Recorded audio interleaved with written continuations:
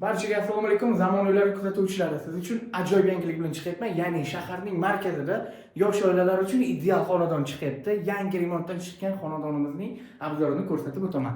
Yo'l-yo'lakay esa ma'lumotini ham. Xo'p, biz birinchi xonamizga o'tyapmiz. Bu kattalar yotoqxonasi. E'tibor qarating, barcha mebel jihozlari yangi, texnikalari ham e'tibor qarating, zid bilan qilingan remont. Demak, bu holimiz.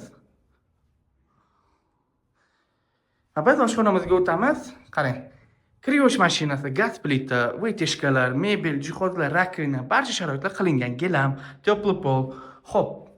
Biz esa yuvinish xonasiga o'tamiz va undan so'ng ma'lumotlarni berib o'taman. Bu yerda ham barcha sharoitlar qilingan.